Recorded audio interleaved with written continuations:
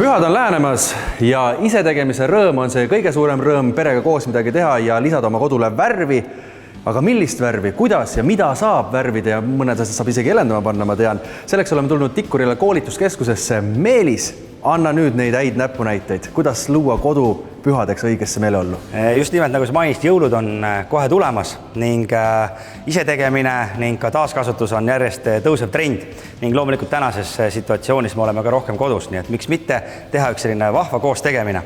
Ning selleks meie siin koolituskeskuses pakumegi välja just, et kuidas värvidega neid erinevaid efekte ja ilusaid asju teha. Ja Tikkuril on selline tootesari nagu Taika. Ja Taikal seal on erinevaid tooteid, seal on näiteks kattev värv, millega siis saab värvida ja kuna ta on hästi tugev värv, siis temaga saab värvida ka mööblit, aga ka saab värvida näiteks tavalisi seinu. Edasi seal on lasuur, mis samamoodi on metallik helgiga, kumab läbi, aga jällegi saab erinevaid efekte seal teha.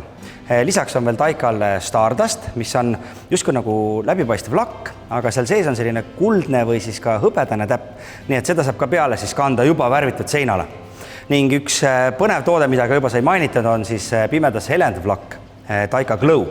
Ning sellega siis saab teha ka siis vahvaid dekoratsioone, aga seda võib ka kasutada näiteks praktilistel eesmärkidel, et kui kas või leia näiteks lülitit pimedas toas ülesse. Et Taikal on eraldi värvikaart, kus on siis toonid, algselt tal on põhi on kuld ja hõbe ja neid siis erinevaid põhjasid saab toonida, on eraldi värvikaart ning kuna see metallik efekt tuleb kõige paremini välja just sellistel struktuursetel pindadel ja reljeefsetel pindadel, siis ka selline spetsiaalne näidis on meie poolt tehtud, mida on poodides näha ja sealt siis tuleb ka see efekt kõige paremini nagu esile.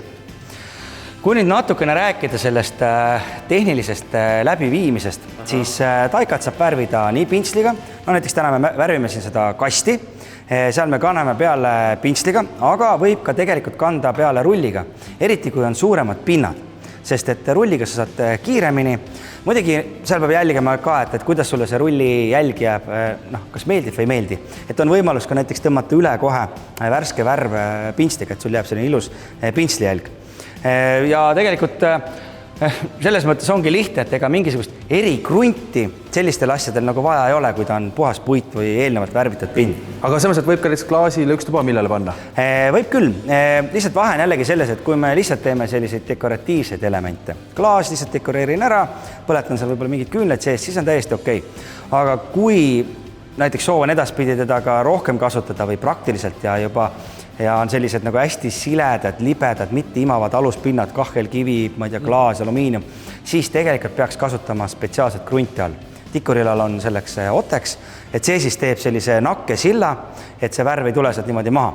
Aga sellised lihtsamad dekoratsioonid, pappkastid, karbid, välja lõigatud mingisugused kujundid. Siit on nagu, see on nagu hea näide, et siin on siis nagu siuke pott meil on ju ja samamoodi papist, et see kõike võib sellega siis Taikaga katta. Just, et siin ei olegi ja see on jällegi üks hea näide selline, et kindlasti inimestel vedeleb mingisuguseid vanu lillepotte, millele saab täpselt selle Taikaga anda sellise uue ja põneva elu.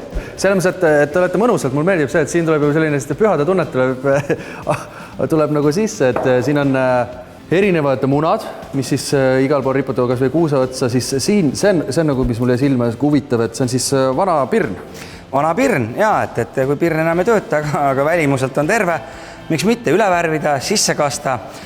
Siin on nüüd tegelikult ka näha, et on kasutatud sellist struktuurset lisaainet. Võib kasutada liiva, võib kasutada käepäraseid selliseid pulbreid või mingisugust spetsiaalseid struktuurseid lisaaineid. Kui me praegu rääkisime võib-olla selliste pisidetailidest ja nende värvimisest Taikaga, siis tegelikult see Taika sobib ka, miks mitte anda oma toolile või seinaluus hingamine, on ju?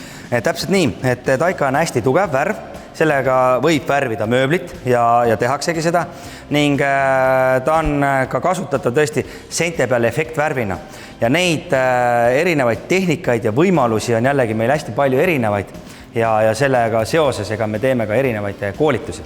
Täna ma kutsun ennekõike inimesi koolitusele jõulukaunistuste värvimine, mis toimub 17. detsember ja veebi vahendusel.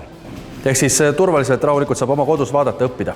Täpselt nii, et sinna saab registreerida läbi meie kodulehe tikkurila.ee ja seal on siis koolituskeskuse nagu eraldi rubriik. Ja loomulikult meil on ka olemas tasuta värviliin 12 011, mis on siis kõikidele helistajatele tasuta ning sinna helistage ja küsige absoluutselt kõike, mis puudutab värvimist ja värviteemat. Ehk siis värvilist pühade aega ja hoidkem üksteist.